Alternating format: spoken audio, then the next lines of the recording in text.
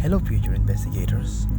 Welcome to my simple presentation. I hope I can enlighten all of you about methods of identification. Let's start. Anthropometry. In 1890, Alphonse Bertillon introduced a method of identification called anthropometry or Bertillon system.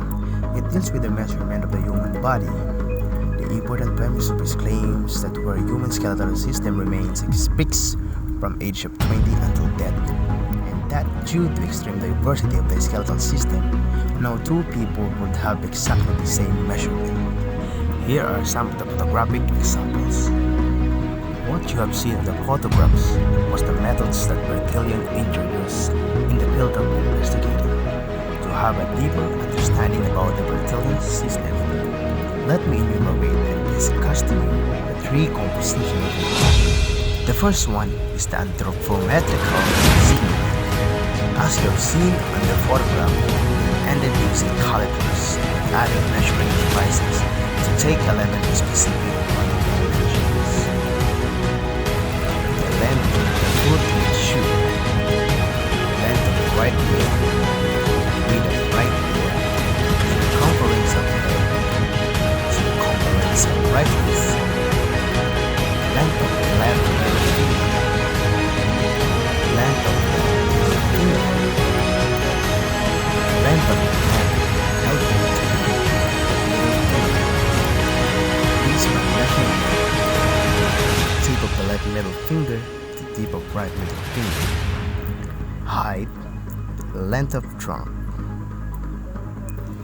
Alphonse took each measurement 3 times and recorded the average of 3 on his card.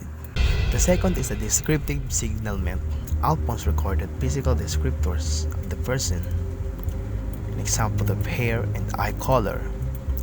That was known as portrait Parle, or speaking portrait, that described many personal characteristics, as well as the frontal and side view photograph of each person, which we recognize today as a mugshots. The last one is a pellicular mark signalment. It includes any unusual markings on the body, an example, tattoos and scars. Due to its success, anthropometry or Bertillonage spread throughout the world, with the United States adopting it in 1887 and in Great Britain in 1894. But there were significant errors that largely contribute to the Dermis anthropometry. The Dreyfus case, 1894, the Will and the William West case, in 1903, and the theft of the Mona Lisa painting in 1911. Anthropometry lasted approximately 20 years before being replaced by fingerprinting and signature. Portrait Parle. Portrait Parle are French words means speaking likeness, and it was mentioned earlier. It based on the Bertillon method of criminal identification. It defined as a distinctive description of physical characteristic of the subject's physical. Every feature of the face and head are specifically valuable for investigation. In order to recognize individuals who were repeatedly arrested, Bertillon developed means by which portraits could be sorted by common morphological characteristics, the specific shapes of the different parts of the face, and thus an individual's prior could be found without having to resort browsing through a large collection of portraits. This classification is known as the portrait Parle or spoken portrait. The 25 traits described in Bertillon card. Description of following features considered in portrait Parle face: oblong, oval, round, rectangular, square, triangular, and diamond.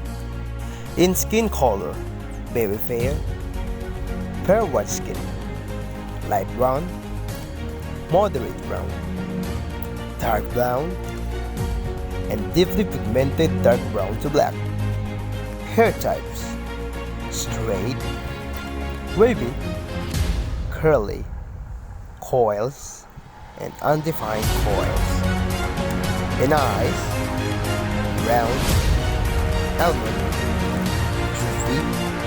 droopy hooded, Asian, and round Asian. Eye color, gray, wind, blue, honey, brown, and black. Color of eyebrows, black, dark gray, dark brown, medium red, brown, light red, blonde, and light brown. Distance between eyes, wide-set, down-set, almond eyes, close-set eyes, mid eyes, and almond eyes. Average distance between eyes, abs of eyebrows, thin, natural, and thick. Eye shapes, protruding eyes, small eyes, and sunken eyes. Invert style, Hollywoodian, Old Dutch, Ducktail, Winfield, Pencil, Uncle, Handlebar, Super Mario, and Modern Chops. In ears, large, small, ears sticking in, ears sticking out, hairy ear. Types of lips, close points, flat ups, roller coaster, and large lower. Here are some photographs of occupational marks. Here are some samples of Bertillon cards photographed. Forensic Odontology. It is a branch of forensic sciences using the scale of the dentist's personnel. It identifies mass calamities, sexual assault, and child abuse.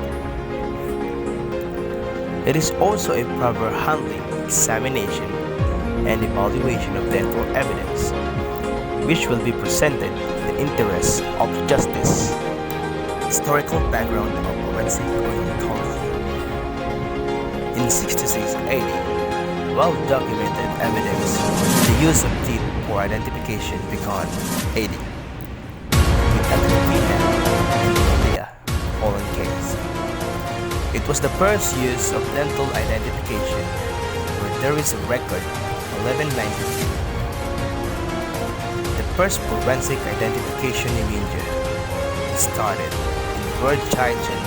A great Indian monarchy was destroyed by Muhammad's army, and Jaijan, Raha of Energy, was murdered, and he was identified by his fortune. In 1758, Peter Halkett was killed during the French and Indian Wars in a battle near Fort Tuscany. Halkett's son identified his father's skeleton by an artificial tooth. In 1776, at the Battle of Bridge Hill in Boston, Dr. Joseph Warren was killed in the year. His face was not able to identify as he suffered from a fatal head wound. A dentist, Paul Revere, identified Dr. Warren's dead body by a small denture that he had fabricated for him. Bite mark. The bite mark is identified as the physical alteration in or a medium caused by contact of teeth. Bites on object. If bite is present on objects such as an apple, beer, chocolate, often yields more information because of lack of distortion of the material, and we can obtain a good impression of biting edges. Taking swabs from an object is necessary because it may reveal the blood group. Is the assailant, and DNA analysis is possible for 13 days. Forensic serology.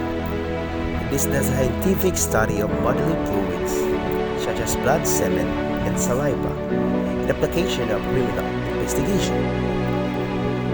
The serology section of a forensic laboratory may deal with any of all the following. First one is blood typing. Second, characterization of unknown stains. Third, blood splatter analysis for crime reconstruction. Fourth, paternity testing. The fifth, semen identification in sexual assault cases. Lastly, DNA typing for identification of victims and suspects. Human blood contains hemoglobin, a red blood cell protein responsible for transporting oxygen in the bloodstream and the red coloring of the blood. In the collection of evidence, the forensic investigation must answer the blood gathered is real blood. Using the presumptive test or the preliminary test, it can determine the presence of blood based on the ability of hemoglobin to catalyze the oxidation of certain reagents. Changes in color means it gives a positive result, but there are some instances that it can give false positive due to vegetable materials. So what color will be appeared to say that it is a positive result? The next test is the confirmatory test. It is necessary due to the possibility of false positive. In this test, it involves crystals in detecting the presence of hemoglobin. If it gives a positive result, it will now undergo the test called precipitate test to determine whether the stain is of human or animal origin.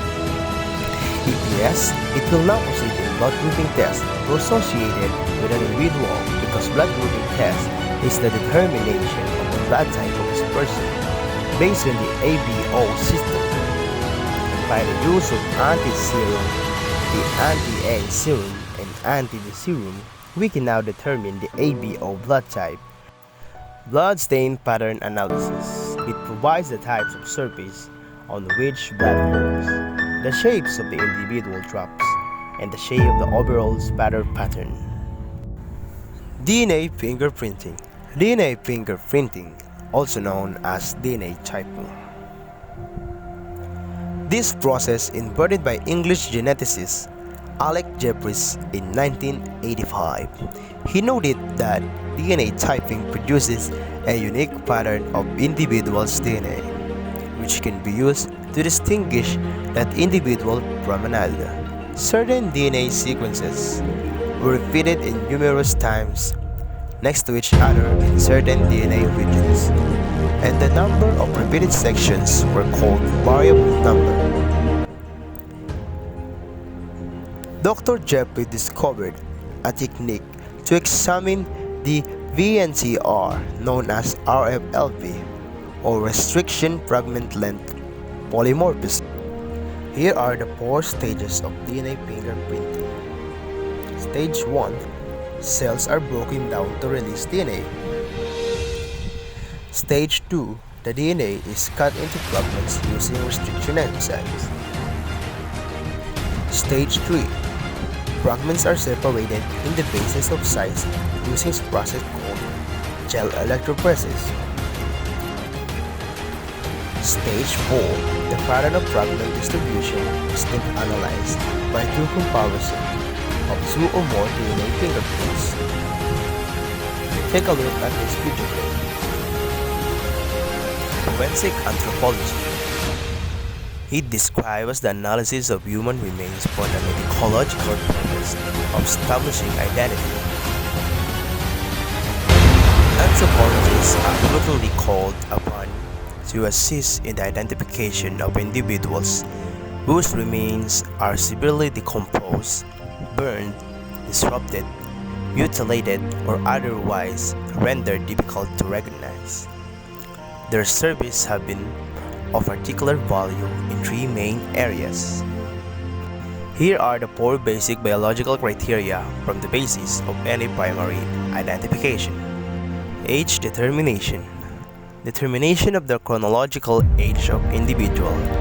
Age derives from adult skeletons, should ideally in broad age categories.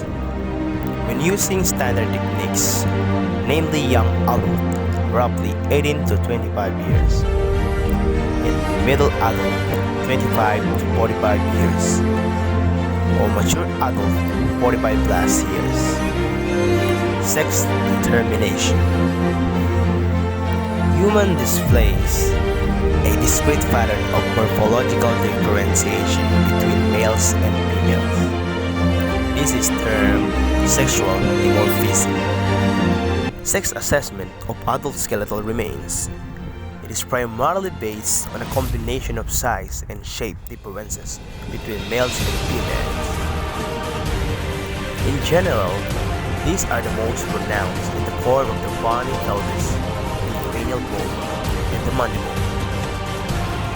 Males, for example, tend to exhibit greater stature and body weight than females. Males have greater potential to develop muscle bulk and power output, while females have the potential to develop higher levels of stamina. This leads to definable differences in the form and robusticity of their respective skeletons. Living stature and ancestry of racial appropriation.